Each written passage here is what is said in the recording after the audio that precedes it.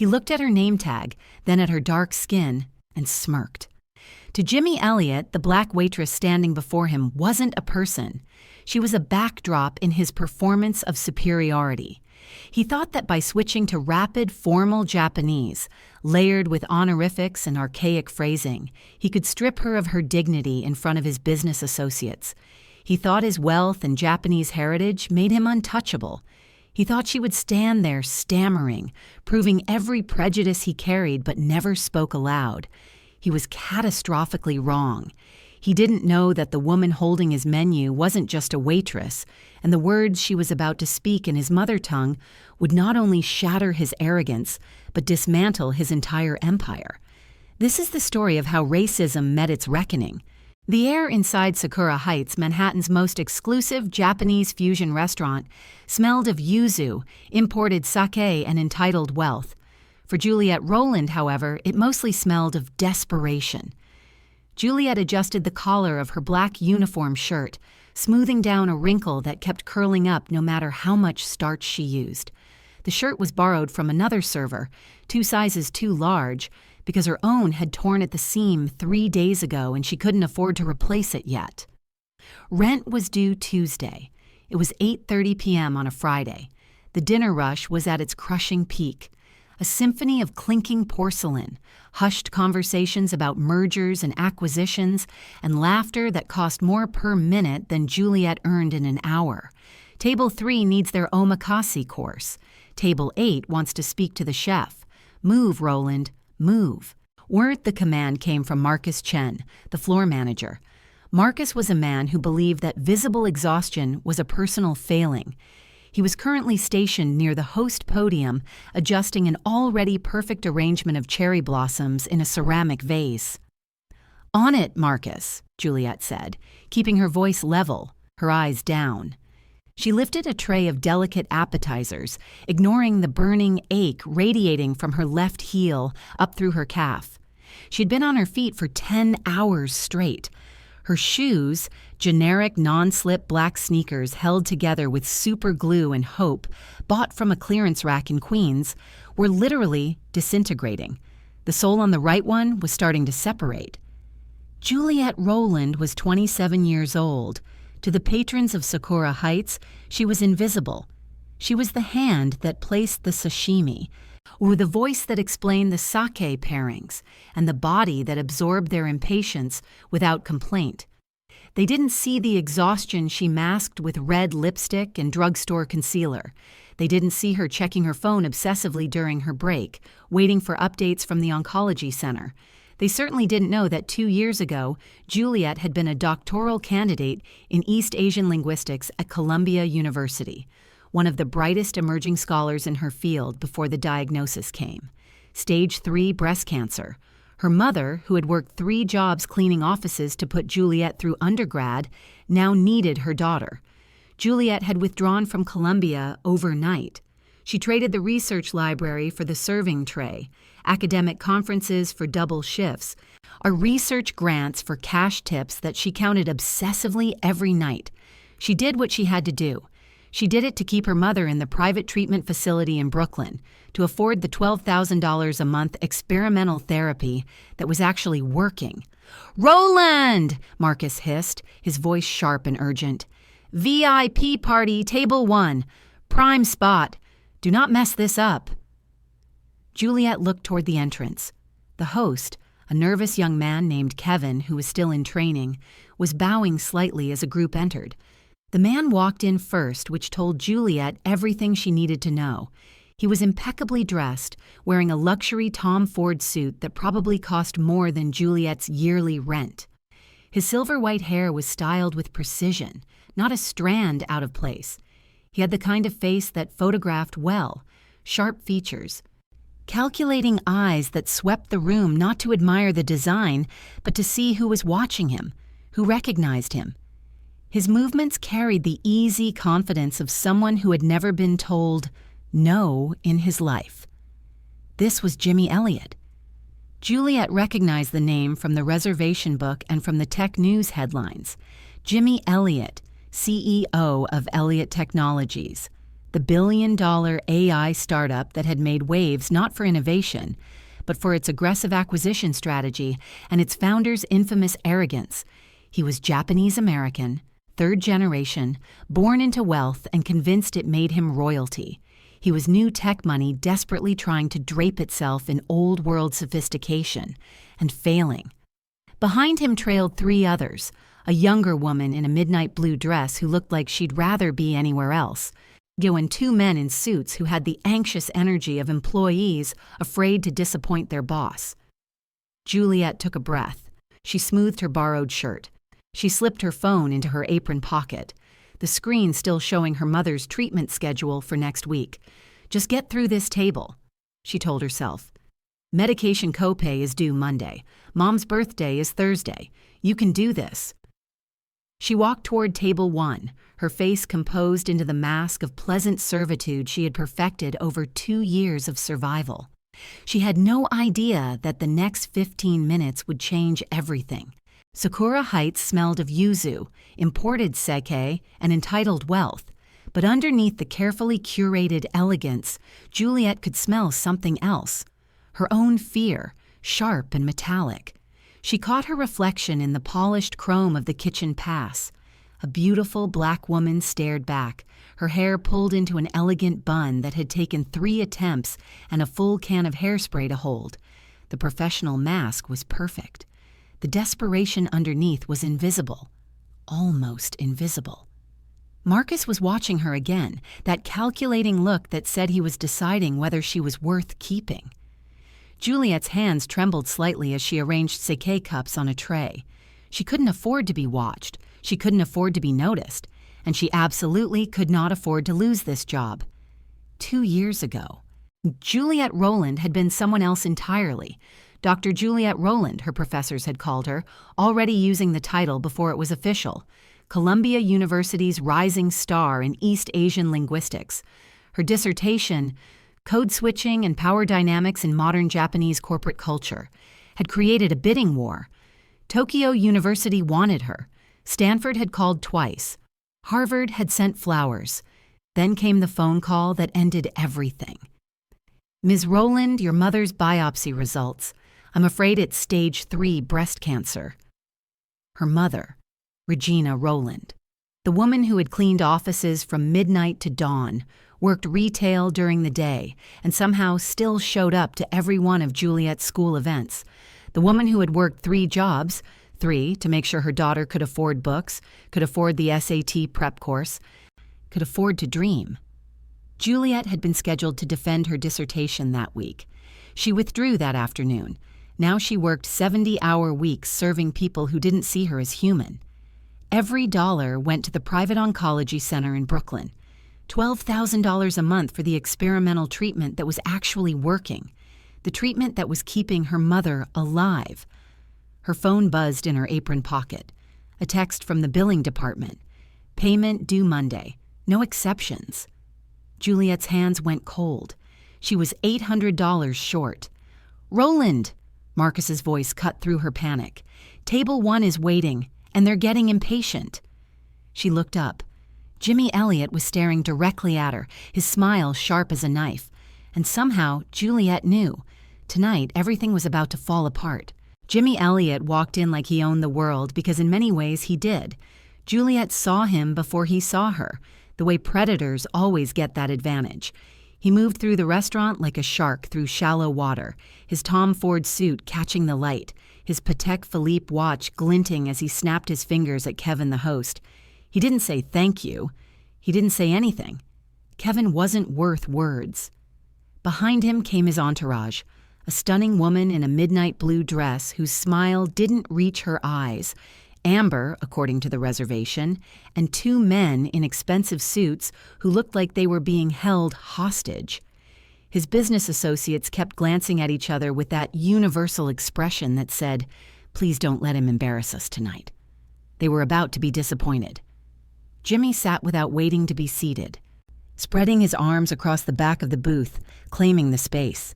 His silver-white hair was styled with aggressive perfection.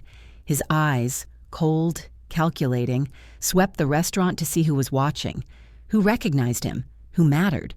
Those eyes landed on Juliet and dismissed her in the same second. She approached the table, her smile professional and empty. "Good evening. Welcome to Sakura Heights. My name is Juliet and I wonder," Jimmy said loudly, cutting her off while looking at Amber, "if they actually hire people who understand Japanese culture here." His gaze flicked to Juliet, lingering on her face, her skin. "Seems like an odd choice for a restaurant like this." The words hung in the air like smoke. Amber's eyes widened. One of the business associates coughed uncomfortably. Juliet's jaw tightened, but she kept her voice steady. "Our sake menu features selections from 6 regions. May I recommend—" "Let me stop you right there." Jimmy held up a hand. Authentic Japanese sake culture wouldn't be something understood by someone like— He gestured vaguely at her. "You. Someone like you." Juliet brought the appetizers 10 minutes later, hands steady despite the rage burning in her chest. Jimmy took one look at the delicate arrangement of sashimi and pushed the plate away.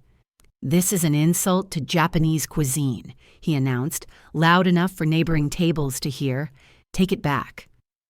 Around them, other diners began to turn, to watch, their phones subtly angling toward the scene, and Juliet realized with cold certainty he wasn't just being rude, he was performing, racism as entertainment, and she was his stage.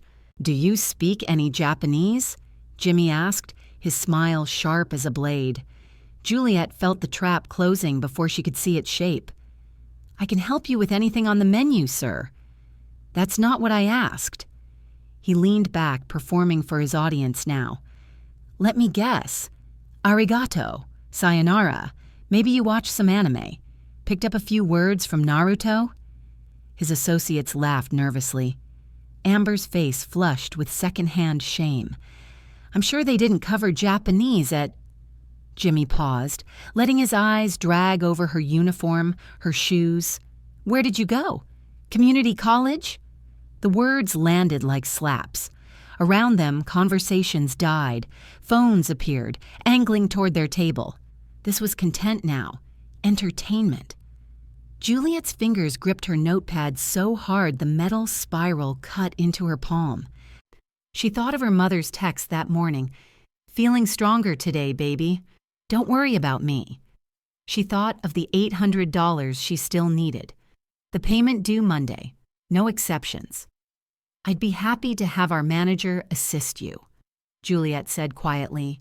"No, no." Jimmy waved dismissively. "You'll do just fine. Let me make this simple." Then he switched languages. The Japanese that poured from his mouth was rapid, formal, and deliberately complex. He used the highest levels of keigo, honorific language that most Americans with Japanese heritage barely touched. He spoke quickly, peppering his order with archaic Edo period terms, demanding a specific preparation of A5 Wagyu with a regional sake pairing that required knowledge of obscure agricultural districts. But that wasn't the worst part. In the middle of his elaborate order, he added in Japanese, "The help these days don't even try to understand culture. They just smile and nod like trained animals." One of his associates shifted uncomfortably, but Jimmy wasn't done. "What do you expect from people like her?" he continued in Japanese, his smile widening. "Probably can't even read the menu." "Jimmy, stop." Amber's voice was strained. "This is unnecessary. Just order in English." "If she works at a Japanese restaurant," Jimmy said, switching back to English, "she should understand the basics of the culture. It's called professional competence." He sat back, arms crossed, radiating satisfaction. He was waiting for it, the stammering apology, the confused look, the manager being called, the complete and total humiliation. The restaurant had gone completely silent. Every eye was on Juliet. And something inside her, something she'd buried under exhaustion and fear and 2 years of survival, suddenly caught fire. She looked at Jimmy Elliott, really looked at him. Then Juliet Rowland opened her mouth. and the temperature in the room shifted. She straightened. Not the subtle adjustment of someone trying to look professional, but the full transformation of someone remembering who they truly were. Her chin lifted, her shoulders rolled back. When her eyes locked onto Jimmy's, they weren't the eyes of a waitress anymore. They were the eyes of a scholar about to dissect a specimen. When she spoke, the subservient tone was gone. In its place was something that made the air itself seem to hold its breath. She spoke in Japanese, but not Jimmy's Japanese. "Honorable guest," she began, her voice carrying across the silent restaurant with crystalline precision. The words were Heian period court Japanese, the kind used by aristocrats 1,000 years ago, woven seamlessly with the most formal keigo structures. Your use of the humble form where the respectful form is appropriate suggests unfamiliarity with proper keigo structure, a common error among those who learned Japanese as a heritage language rather than through formal study. Jimmy's smile froze. The preparation you request using Middle Edo terminology would be historically inaccurate for this grade of Wagyu, she continued, her tone the perfect blend of courtesy and condescension.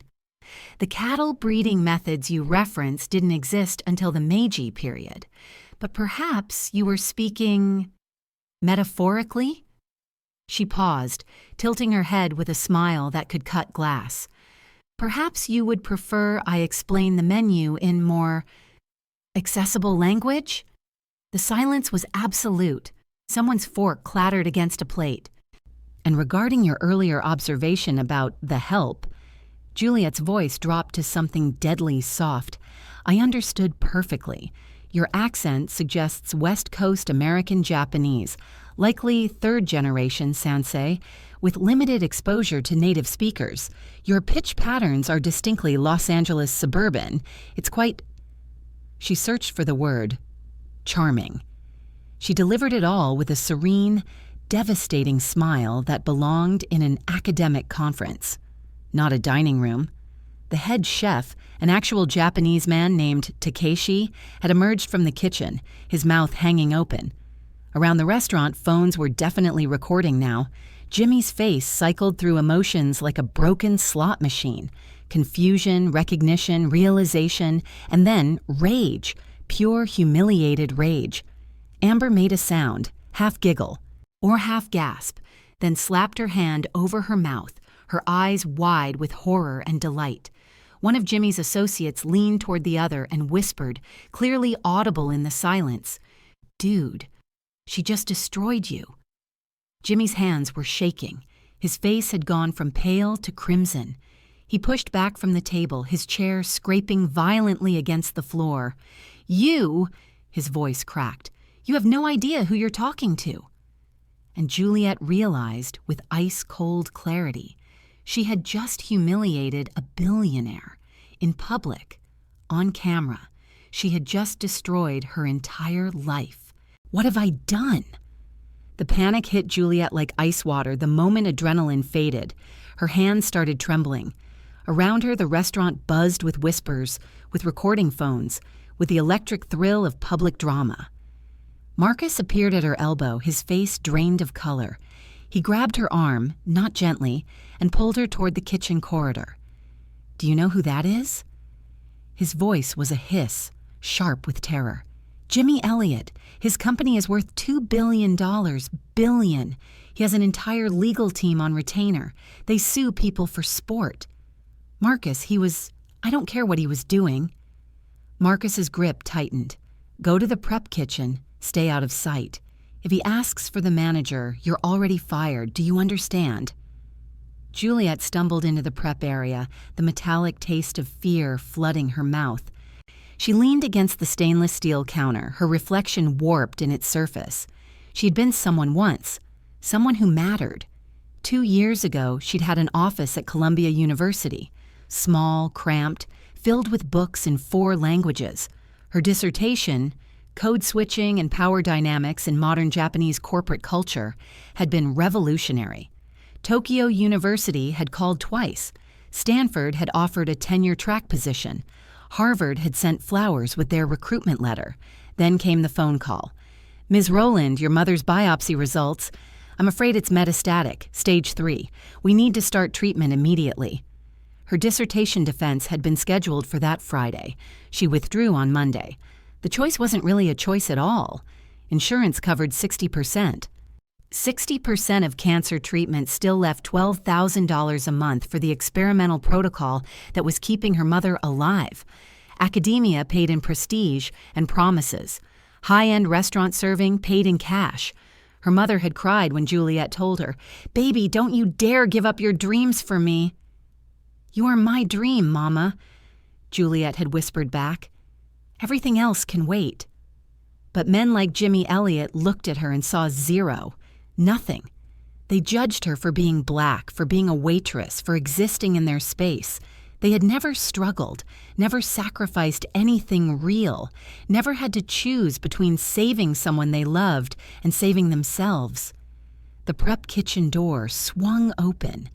Marcus stood there, his face even paler than before. "He's demanding to see you," Marcus said, "and he's calling his lawyers. He says you did something to his food." Marcus's voice was shaking. "He's claiming you tampered with it." The words didn't make sense at first. Juliet stared at him, her brain refusing to process. "What?" "He says he saw you do something to his plate at the kitchen pass, before it went out." Marcus was sweating now, his hands trembling. "He's threatening to call the health department, his lawyers, the media. He's saying you poisoned him, out of revenge for being corrected." The floor tilted beneath Juliet's feet. Poisoned. Not harassment, not a complaint. Poisoned. This wasn't about humiliation anymore. This was attempted murder, criminal charges, arrest, a record that would follow her forever, destroy any chance of returning to academia, of ever working anywhere that mattered. And her mother. Her mother would be transferred to county hospital within days. The experimental treatment would stop immediately. 6 months, the doctors had said. Maybe less without the medication. Jimmy Elliott wasn't trying to humiliate her. He was trying to destroy her. Completely. Erase her from existence for daring to be more than he expected. Maria, one of the line cooks, grabbed Juliet's arm. Her eyes were fierce. "I was at the pass the entire time, every second. He's lying. I'll testify. I'll tell them." Juliet looked at this woman, this mother of 3 who rode 2 trains to get here, who couldn't afford to lose this job any more than Juliet could. "You have kids, Maria," Juliet whispered, squeezing her hand. "You can't risk this, but thank you." Juliet turned to the bathroom mirror. Her face looked back, exhausted, terrified, but still hers. She straightened her uniform, smoothed her hair, washed the fear from her face as best she could. She thought of her mother's words, "Never let them take your dignity, baby. That's the only thing they can't touch unless you give it to them." Juliet took a breath. Then she pushed through the kitchen doors and walked back into the dining room. Jimmy Elliott was standing in the center of the restaurant, his phone in his hand, his face twisted with righteous fury, and he was already calling the police. "I want her arrested!" Jimmy's voice echoed through the restaurant like a gunshot. He stood in the center of the dining room, his phone raised, his finger pointed at Juliet like a weapon. "This woman poisoned my food. I saw her tamper with it in the kitchen." "Jimmy, stop it."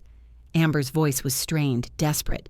"You didn't even eat anything yet. This is insane." "I saw her." Jimmy's face was crimson now, veins visible at his temples. "She's vindictive. Look at her. She's clearly angry about being exposed as a fraud." He turned to Marcus, who looked like he was about to faint. "Call the police. Call the health department. Call my legal team. Now." Around them, every phone was raised, recording. The entire restaurant had become a courtroom, and Juliet was already convicted. Marcus opened his mouth. No sound came out. Juliet stepped forward. Her legs felt like water, but she kept her spine straight. "I did not tamper with your food, Mr. Elliott," she said, her voice steady. "And you know that." "Oh, I know it." Jimmy laughed, cruel and sharp. "You people always think you can get away with anything. Play the victim, make false accusations." The phrase landed like a slap. "You people." Gasps rippled through the crowd. "You're a liar," Juliet said quietly, "and a thief of dignity. You tried to humiliate me, and when I revealed I wasn't the ignorant victim you expected, you decided to destroy me." Jimmy stepped forward, invading her space, aggressive. "Careful. I will sue you into oblivion. You'll lose everything." Juliet looked at him, really looked at him, and felt something break loose inside her chest. "I already lost everything," she said softly. "Ah, you just don't know it yet." For a moment, Jimmy seemed uncertain. Then his smile returned, sharper than before. He thought he'd won, thought she was alone, powerless. He'd made a fatal assumption. Suddenly, from the corner of the restaurant, a chair scraped against the floor. The sound cut through the chaos like a knife. An elderly Japanese gentleman stood up slowly, deliberately. He was small, dignified, wearing an understated suit that somehow commanded more presence than Jimmy's entire wardrobe. When he spoke, his voice was soft, but it carried the weight of mountains. "That will be quite enough, Elliot-san." Dr. Kenji Yamamoto walked forward with the quiet authority of someone who had never needed to raise his voice to be heard. His suit was understated, but unmistakably expensive, the kind of wealth that didn't need to announce itself. Jimmy turned, irritation flashing. "This doesn't concern you, old man. Go back to your— I am Dr. Kenji Yamamoto." The words were in perfect Japanese, formal and cutting. "And you will show respect." Jimmy froze. The color drained from his face like water from a broken glass. That name, everyone in Japanese business circles knew that name. Yamamoto switched to English. "I have been sitting here for the past hour. I recorded everything." He held up his phone, pressed play. The video showed it all. Juliet at the kitchen pass, never touching the food, Jimmy's racist remarks, and the Japanese insults he thought no one understood. His performance of cruelty, captured in high definition. "Dr. Yamamoto," Jimmy's voice cracked, "I didn't know you were— But I know who you are. Elliot Technologies, yes?" Yamamoto's tone was almost pleasant. "Yamamoto Global Enterprises owns 40% of your company through venture capital holdings. We hold 2 seats on your board." Jimmy swayed like he'd been struck. "I am calling an emergency board meeting, Monday morning, to discuss your removal as CEO." "No," Jimmy's voice broke. "Please, the company will collapse." "The company will be fine. It is you who will collapse." Yamamoto's smile was thin.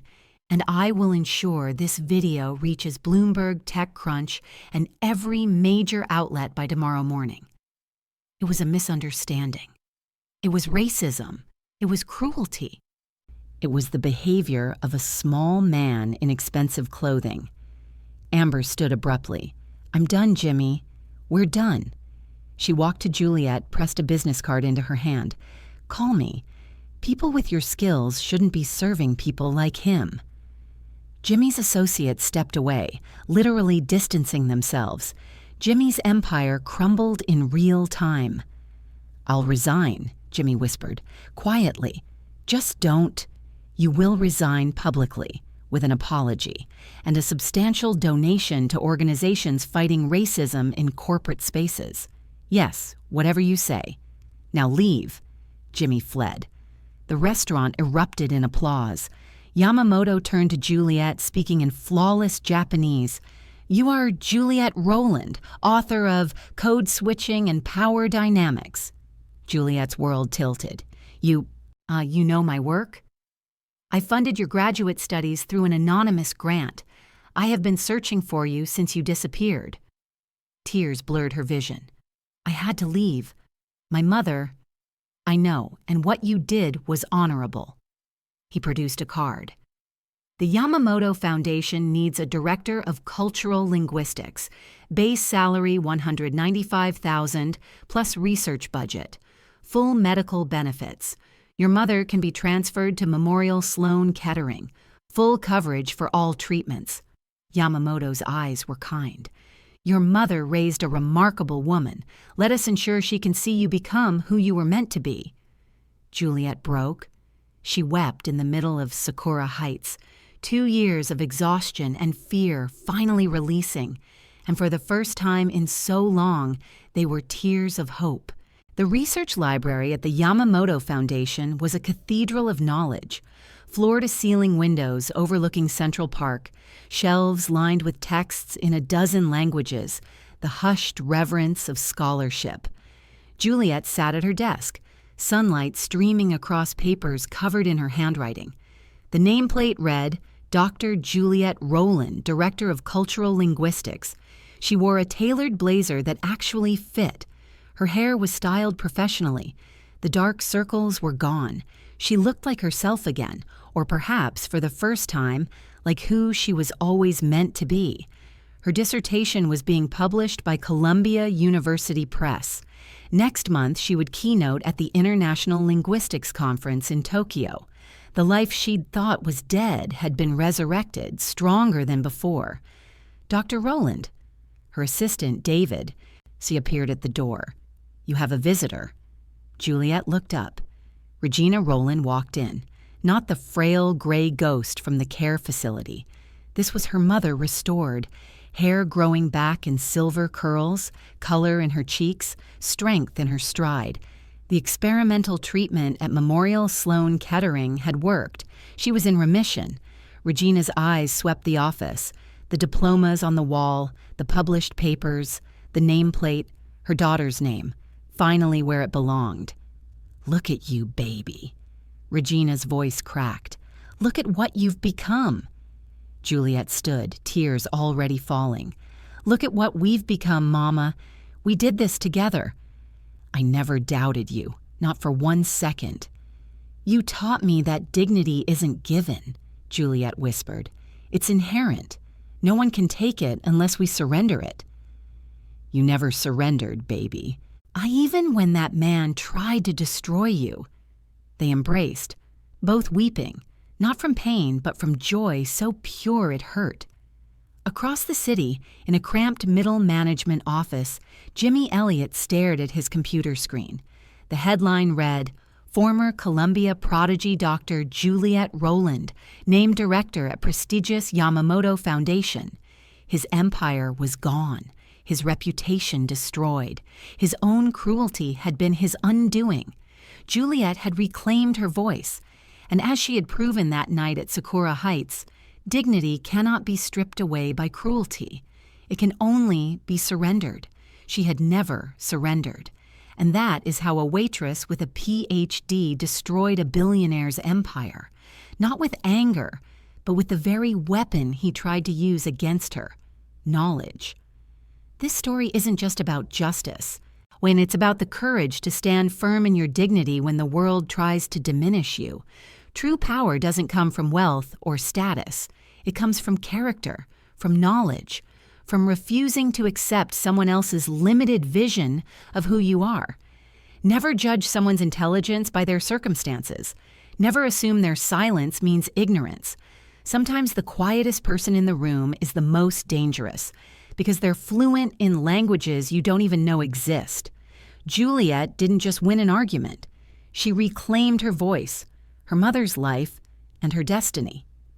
6 months after that night, Juliet stood on a TED Talk stage, speaking about linguistic justice and the power of language to both oppress and liberate. In the front row sat Regina Rowland, beaming with pride, wearing the dress Juliet had bought her with her first paycheck from the foundation. And somewhere in the back of the auditorium, Dr. Kenji Yamamoto smiled, knowing he had been right about her all along.